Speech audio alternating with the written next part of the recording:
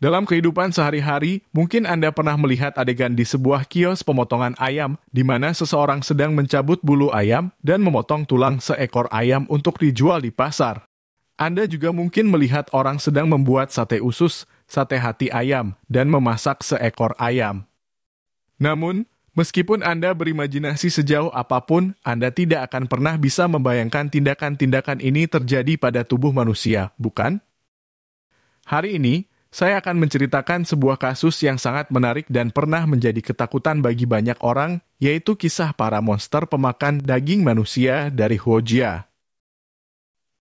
Halo, selamat datang di Sigma Story. Senang bertemu dengan kalian lagi.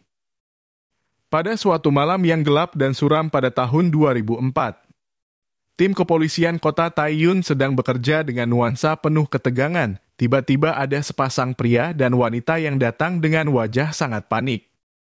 Pasangan ini terlihat tergesa-gesa masuk ke dalam kantor polisi dengan wajah terlihat masih basah oleh keringat. Saat polisi melihat pemandangan ini, mereka segera tahu bahwa pasti ada sesuatu yang sangat buruk telah terjadi. Pasangan ini mengatakan bahwa salah satu dari mereka telah menyaksikan pembunuhan yang sangat kejam. Wanita itu bernama Zhao Meiying, berusia 25 tahun, dan saat ini ia adalah pemilik sebuah toko sepatu kecil di pusat perbelanjaan kota. Polisi berusaha keras untuk meminta keterangan tentang peristiwa yang dialaminya, namun hal itu tidak membuahkan hasil karena ia masih terlihat gemetar dan tampak linglung. Kemudian setelah 30 menit, dengan dukungan dari pacarnya, Zhao Meiying akhirnya dapat menenangkan diri dan mulai mengucapkan kalimat yang membuat semua orang merinding. Zhao Meiying mengungkapkan bahwa dia telah dipaksa untuk membunuh seseorang. Jika tidak mematuhi, mereka akan segera membunuhnya. Pelakunya tidak hanya satu orang, tetapi juga memiliki beberapa rekan. Zhao Meiying dengan enggan menceritakan dengan wajah yang penuh ketakutan bahwa setelah melakukan pembunuhan terhadap seorang wanita, dia melihat mereka menggunakan pisau untuk menguliti kulit kepala, memisahkan daging dan tulang. Selanjutnya, mereka menggunakan tangan untuk mengeluarkan isi perut, jantung, dan hati, lalu merebusnya bersama dengan semua daging berlemak. Tubuh yang telah dipotong kemudian dimasukkan ke dalam mesin penggiling daging untuk dihancurkan. Setelah itu, mereka memasukkan daging ke dalam panci yang berisi sejumlah besar asam sulfat untuk melarutkannya. Beberapa organ yang tidak dapat dilarutkan dimasukkan ke dalam teflon minyak untuk digoreng dan disantap sebagai lauk. Beberapa keterangan mengerikan ini membuat polisi sangat bingung. Mereka tidak dapat mempercayai bahwa adegan kekejaman seperti itu telah terjadi. Polisi mulai curiga bahwa gadis ini memiliki masalah mental yang serius. Melihat keraguan di mata polisi, Zhao Meiying mengungkapkan lokasi persembunyian kelompok tersebut untuk membuktikan kebenaran kesaksiannya. Dengan demikian, kebenaran yang mengerikan perlahan terungkap. Beberapa jam sebelumnya di pusat perbelanjaan, seorang wanita bernama Li Chunling dengan niat baik ingin membeli usaha toko sepatu milik Zhao Meiying. Li Chunling secara tidak sengaja melihat pengumuman iklan yang dipasang olehnya, lalu ia langsung mendekati Zhao Meiying untuk membahas harga. Setelah mencapai kesepakatan harga, Li Chunling mengatakan bahwa dia tidak membawa cukup uang dan ingin Zhao Meiying mengikutinya pulang untuk mengambil uang. Tanpa rasa curiga, saat mereka memasuki sebuah rumah yang berlokasi di daerah Dichun, kota Taiyuan, ia dipukul tepat di kepala yang membuatnya pingsan. Setelah bangun, ia terkejut menemukan dirinya terikat dengan tali panjang di pinggir tempat tidur.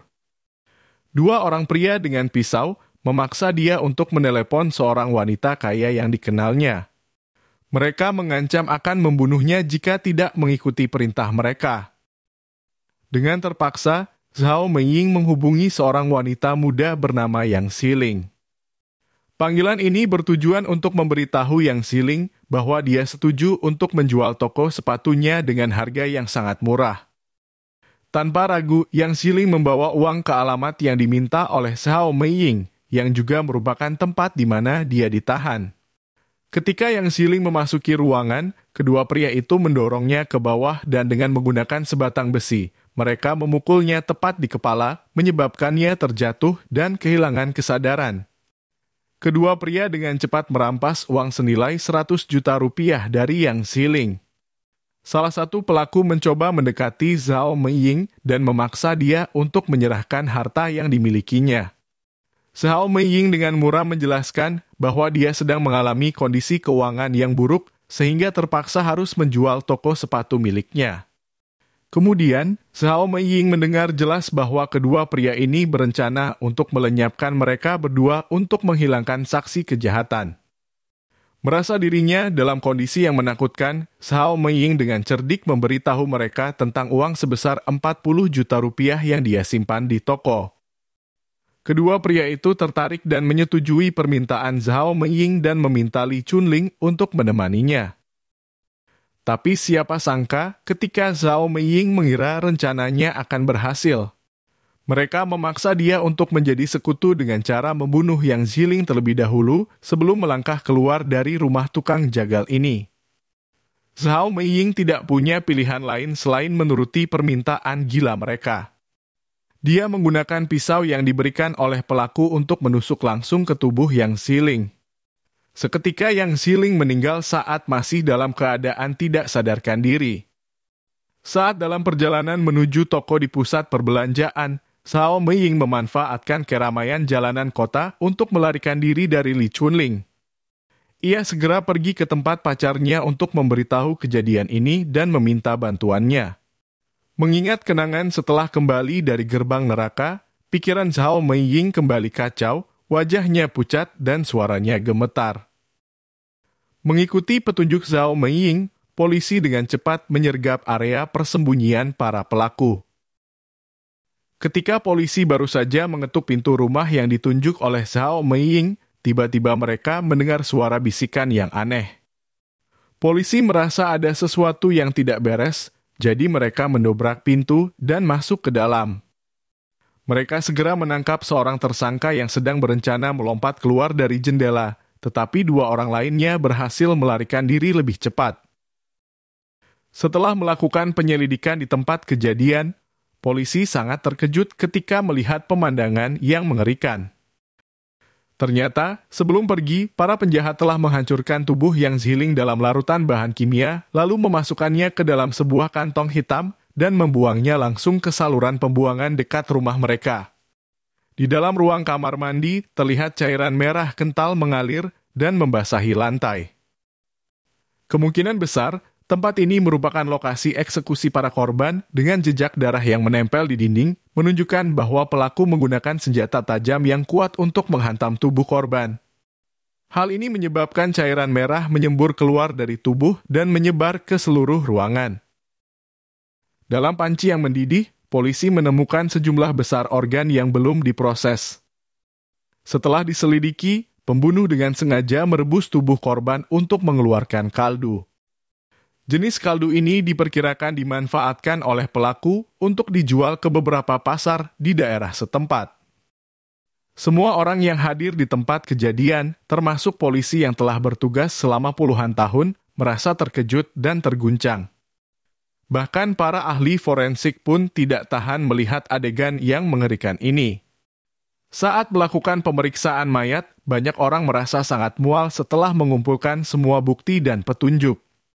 Di tempat kejadian, polisi mengamankan tersangka dan membawanya ke kantor polisi untuk dilakukan proses penyelidikan. Salah satu pelaku bernama Li Chunling. Selama pemeriksaan, Li Chunling mengaku bersama dengan komplotannya telah melakukan puluhan pembunuhan mengerikan di wilayah Baotou selama lebih dari 6 tahun. Komplotan ini dipimpin oleh dua saudara laki-laki, Shen Changyin yang berusia 28 tahun dan Shen Chanping yang berusia 20 tahun. Li Chunling bertugas sebagai orang yang secara langsung merayu dan menipu banyak wanita untuk datang ke rumah, kemudian bersama dua orang lainnya, mereka mencuri, membunuh, dan mencincang target korbannya. Polisi juga sedang mempertimbangkan dengan serius untuk menemukan keberadaan dua pelaku yang masih buron. Oleh karena itu, sebuah tim khusus dibentuk untuk menyusun profil dan melakukan penyelidikan berdasarkan jejak pelaku untuk mempercepat proses penyelesaian kasus. Polisi juga mengeluarkan surat perintah penangkapan kelas B dan memasang poster buronan yang menawarkan penghargaan dan hadiah besar kepada siapapun yang melaporkan keberadaan kedua pelaku. Kedua bersaudara itu melarikan diri seperti orang gila ke kota Hefei. Untuk menggantikan posisi Li Chunling, mereka bertemu dengan Guan Xing yang masih berusia di bawah 16 tahun.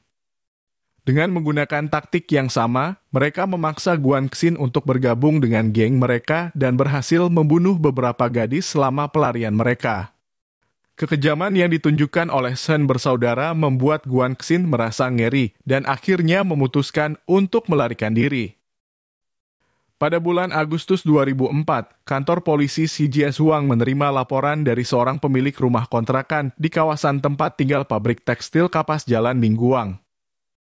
Dia melaporkan bahwa ada 3 orang yang menyewa salah satu rumah miliknya dan berperilaku mencurigakan. 2 dari 3 orang tersebut memiliki wajah yang sangat mirip dengan poster buronan Shen bersaudara yang telah disebar oleh polisi beberapa hari yang lalu. Setelah mendapatkan laporan, polisi segera melakukan penyelidikan dan memverifikasi tersangka secara diam-diam. Setelah beberapa waktu menyamar sebagai warga sekitar, polisi memastikan bahwa mereka adalah 2 penjahat berbahaya yang sedang mereka cari.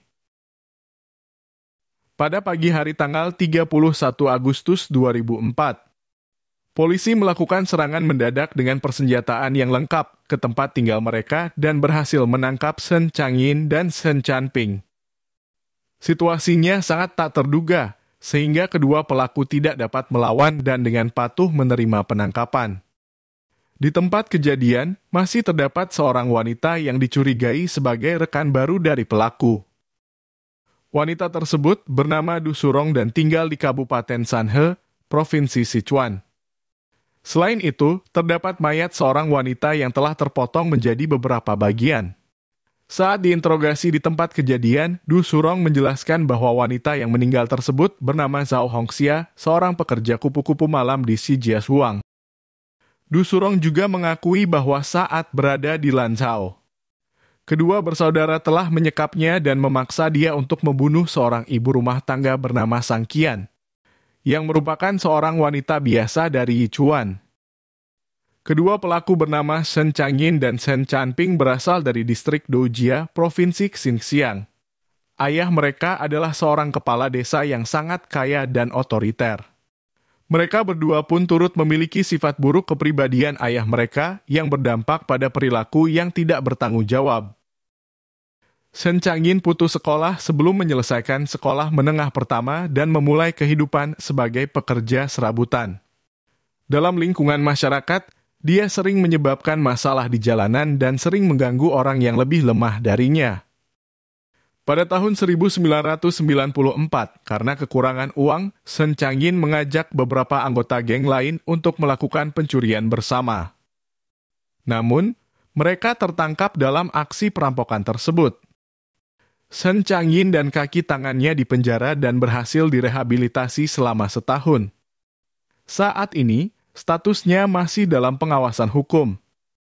Pada tahun 1995, Shen Changyin melakukan pencurian sebuah kalung emas dan 2 ponsel mewah. Karena melanggar hukum selama masa pengawasan, Shen Changyin harus menerima hukuman yang lebih berat. Setelah keluar dari penjara, dia mempengaruhi saudara laki-lakinya Shen Chanping untuk melakukan pencurian bersama dan akhirnya membentuk sebuah kelompok kejahatan dengan 2 orang lainnya. Setelah berhasil melakukan pencurian pertama pada tahun 1999, mereka melarikan diri ke rumah seorang teman di Houjia. Saat mereka bertiga sedang minum, teman mereka mengatakan bahwa adik perempuannya telah ditipu dan dilecehkan hingga mati oleh seorang pria bernama Wu. Setelah mendengar cerita tersebut, Shen Changyin merasa sangat marah dan berniat membalas dendam untuk gadis itu.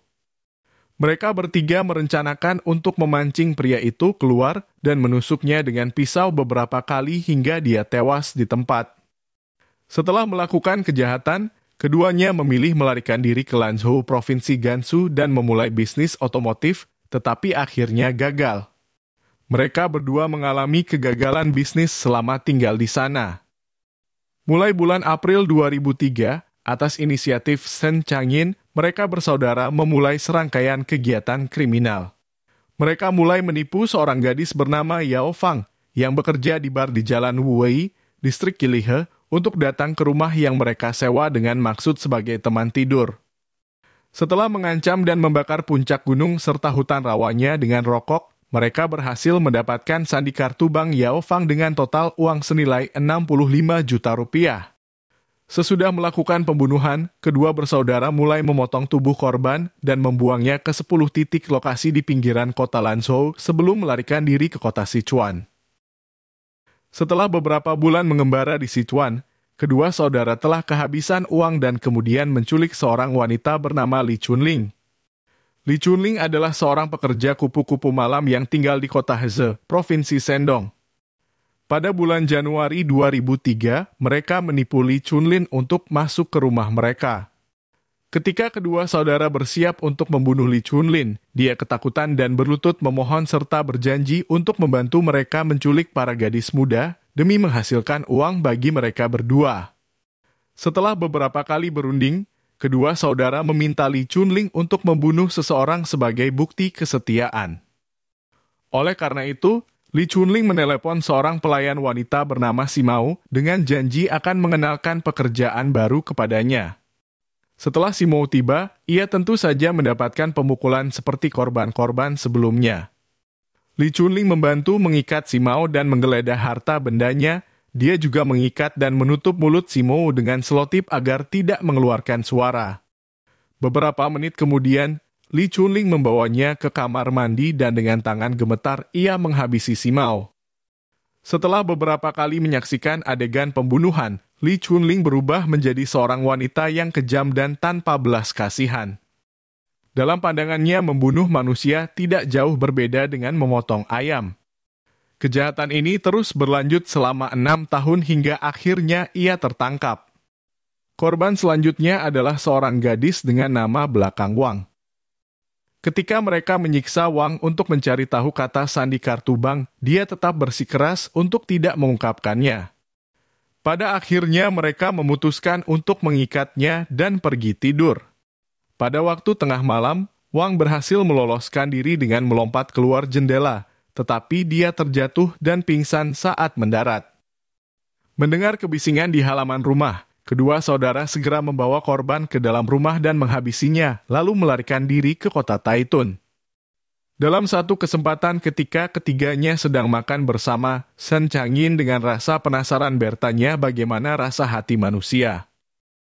Mendengar itu, Li Chunling memotong hati dan ginjal milik Wang dan menggorengnya dengan minyak panas. Semua ketiga orang itu makan dengan lahap dan semuanya tergoda oleh cita rasa makanan ini. Mereka menjadi ketagihan, jadi setiap kali mereka membunuh seseorang, hati ginjal mereka dipotong dan digunakan sebagai lauk. Kedua bersaudara tidak menyembunyikan apapun dan diketahui bahwa mereka telah melakukan pembunuhan terhadap total 11 orang dalam kurun waktu 2 tahun. Jumlah total uang yang dirampok senilai 280 juta rupiah, termasuk perhiasan emas dan perak. Saat kasus ini mencapai akhir pada tanggal 1 September 2005, ketika vonis akhir diumumkan. Kedua saudara Changying dan Caping bersama dengan rekan mereka, Li Chunling, didakwa atas penculikan, pembunuhan, dan perampokan. Hukuman yang dijatuhkan kepada mereka bertiga adalah hukuman mati. Sedangkan untuk pelaku lain bernama Du Surong dan Guan Xin dihukum penjara selama 20 tahun. Xiao Meiying terlibat dalam satu pembunuhan, tetapi karena memberikan pengakuan yang jujur, dia dijatuhi hukuman penjara selama 3 tahun.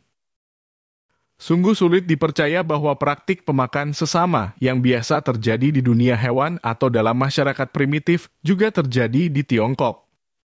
Tetapi kenyataannya, fenomena ini memang terjadi di sana. Tentu saja, dalam masyarakat yang beradab seperti manusia, tindakan ini tidak dapat diterima. Bagi manusia, tindakan saling memakan daging sesama adalah sebuah tanda tanya besar. Pada akhirnya, darah mungkin berbau, tetapi hati manusia lebih berbau busuk daripada darah. Bisa dikatakan bahwa ini adalah sebuah kasus yang sangat mengerikan. Mengerikan bukan hanya karena alur cerita yang menakutkan, tetapi juga mengerikan dalam hal kekejaman manusia. Lebih dari 1 dekade telah berlalu, tetapi jejak bekas daging manusia yang mengerikan di saluran pembuangan masih membuat orang merinding. Setiap kejahatan akan mendapat hukuman, dan 3 orang pelaku ini telah menerima hukuman terberat. Tetapi jika dibandingkan dengan apa yang mereka lakukan, hukuman mereka terlalu ringan. Apakah Anda merasa bahwa akhir yang mereka dapatkan adalah pantas atau tidak bagi para penjahat ini? Itulah kisahnya. Terima kasih telah menonton.